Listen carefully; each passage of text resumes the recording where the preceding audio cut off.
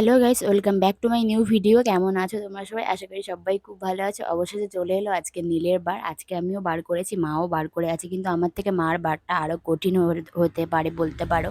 কেননা মা এমনিতেই সন্ন্যাসী হয়ে আছে, তার উপর আজকে গণ্ডি দেবে প্লাস ধুনো পোড়াবে। তো মার আজকে খেতে খেতে প্রায় রাত ১২টা বেজে যাবে। আমরা তো সন্ধ্যাবেলা জল ঢেলে তারপর বাতি দিয়ে খেয়ে নেবো। কিন্তু মার অনেক কষ্ট হবে বিশ্বাস করো। আর আমার পুচকোটারও আজ ভীষণ কষ্ট হবে, যেহেতু ও আজকে গণ্ডি দেবে। এখানে দেখো বেচারা বসে আছে, এখন বাজে প্রায় রাত 8:30 9টা। আর জল ঢালার জন্য ভীষণভাবে লাইন পড়েছে, ভীষণভাবে বাতি দেবে বলে সেদিকেও লাইন এদিকেও লাইন। এখন মানে রেশন দোকানে লাইন, ব্যাংকেও লাইন, সব জায়গাতেই লাইন। এখন মন্দিরে জল ঢালতে গেলেও লাইন, কিছু করার নেই। মানুষের জীবনটা লাইন দিয়ে দিয়েই শেষ হয়ে যাচ্ছে। এখানে পুচকু দেখো ঘুমিয়ে পড়েছে। আর এই গাজন গান একটা হচ্ছিল, মানে একটা দল হচ্ছিল, সেটা হয়ে গেছে, একটা নতুন দল এসছে।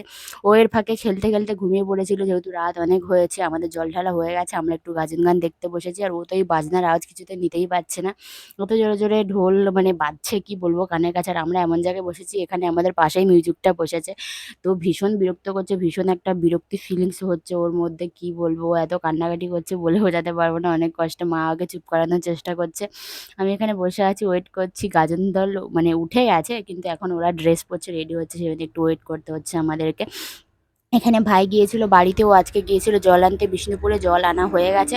অন্য অন্য বছর যারা বাঁকে করে জল আনে তাদের সঙ্গে আমাদেরকে জল ঢালতে ঢুকতে দেয়, কিন্তু এবছর আবার অন্য নিয়ম করেছে। এবছর বাঁকে করে যারা জল এনেছে বিষ্ণুপুর থেকে তাদেরকে আলাদা জল ঢালতে হচ্ছে, প্লাস যারা আবার এমনি উপোস করছে তাদের জন্য আলাদা লাইন। মানে নতুন নতুন দিনে নতুন নতুন সিস্টেম হচ্ছে। যত রকমের মন্দিরে এরকম সিস্টেম হয়, সারাদিন যারা সন্ন্যাসী হয়ে উপোস করে আছে তাদেরকে আগে জল ঢালতে দিচ্ছে না, অথচ যারা সন্ন্যাসী হয়নি, এমনি এমনি মানে উপোস করেছে, তাদেরকে আগে জল ঢালতে দিচ্ছে। এটা কিন্তু ঠিক নয়, তাই না? যারা বিশেষ করে সন্ন্যাসী হয়েছে তাদের তো বেশি কষ্ট, বলো, তাদেরকে আগে জল ঢালতে দেওয়া উচিত। এটা কিন্তু ওদের বোঝা উচিত।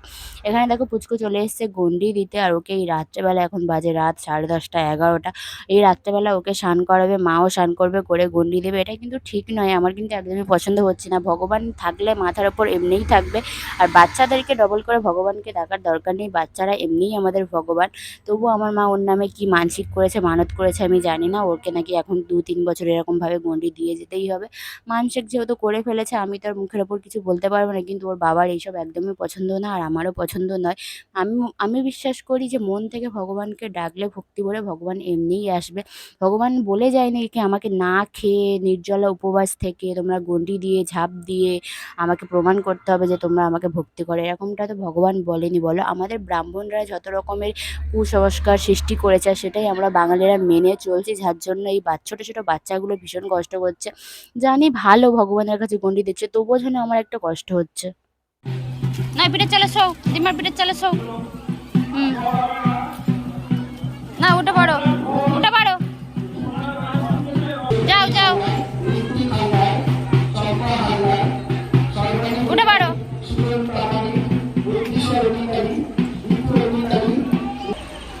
বাবু শুয়ে যাও,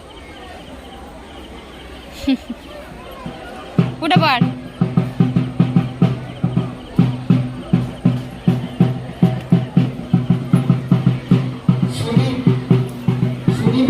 না শুয়ে পড়ো, উঠে পড়। ফাইনালি আমার পুচকু সোনা 3 পাক কমপ্লিট করতে চলেছে, আর একটুখানি গেলেই হয়ে যাবে। ওর দিদিমার সাথে অনেক কষ্টে ও গন্ডিটা দিল। এখন বাজে প্রায় রাত 11টা 11:30, অনেক রাত হয়ে গেছে। আর এত রাত্রেবেলা গন্ডি হচ্ছে, ওর ঠান্ডাও ভীষণ লেগেছে। এই রাত্রেবেলা ওকে স্নান করিয়ে দিয়েছে, মানে তোমরা ভাবতেই পারছো। এমনি আমরা বড় মানুষরাই যদি রাত্রেবেলা স্নান করতে চাই, কেমন একটা ঠান্ডা লাগে, তো ওর তো আরও ঠান্ডা লাগছে। আর ওই গায়ে ভিজে টাওয়ালটা জড়িয়ে আছে। তো মন্দিরের বাজারে যখন গিয়েছিল দিনের বেলা গন্ডি দিয়েছিল, সেদিনকে উত্তরই নেয়, সেদিনকেও গন্ডি দিয়েছিল। কিন্তু মন্দিরের বাজারের মন্দির এর থেকে 3 ডবল বড়। সেখানে ও কিন্তু বড়রা যেরকমভাবে গণ্ডি দেয় সেরকমভাবেই গণ্ডি দিয়েছিল, এরকমভাবে মায়ের ওপর শুয়ে শুয়ে গণ্ডি দেয়নি। কিন্তু এখানে যেহেতু অনেক রাত হয়ে গেছে আর ও ঘুমিয়ে পড়েছিল, তো ও ভীষণ ঘ্যান ঘ্যান করছিল, বিরক্ত ফিল হচ্ছিল ওর। সেই জন্য ওকে বললাম কি দরকার নেই ওরকমভাবে গণ্ডি দে, তুই এইভাবেই গণ্ডি দে, ভগবান থাকলে এমনিই দেখা দেবে। আর ভগবান আমাদের মাথার উপরে আছে, এরকমভাবে গণ্ডি দিয়ে প্রমাণ করার কোনো দরকার নেই। আমার তো এইগুলো সত্যি একদম পছন্দ নয়। মানে বড়রা করি ঠিক আছে, কিন্তু বাচ্চাদেরকে দিয়ে এগুলো করানো উচিত নয়। কিন্তু আমার মা যেহেতু মানসিক করে ফেলছে, সেক্ষেত্রে মায়ের মায়ের মুখের ওপর তো আর কিছু বলতে পারি না, তাই কিছু বললাম না, চুপচাপ আছি। অবশ্য ফাইনালি ওর গণ্ডি দেওয়া হয়ে গেছে। এখন বাজে রাত 12:30 মতো। আমরা যাচ্ছি বাড়ির দিকে। ও বলল আইসক্রিম খাবে, ওই জন্য ওকে আইসক্রিম কিনে দিচ্ছি। ভাইকেও দিচ্ছি। সবাই মিলে একটা করে আইসক্রিম নিয়ে চলে যাব বাড়ির দিকে। সারাদিন সবাই না খেয়ে আছে। গিয়ে এবার খাওয়া-দাওয়া করব। মারা আবার আসবে কালী নাচ দেখতে রাত্রেবেলা। কিন্তু আমি আর আসব না। আমার শরীর একদম ভালো লাগছে না। তো চলো ভিডিওটা এখানেই শেষ করছি। ভিডিও ভালো লাগলে অবশ্যই আমার চ্যানেলটিকে সাবস্ক্রাইব করে নিও। Bye, by.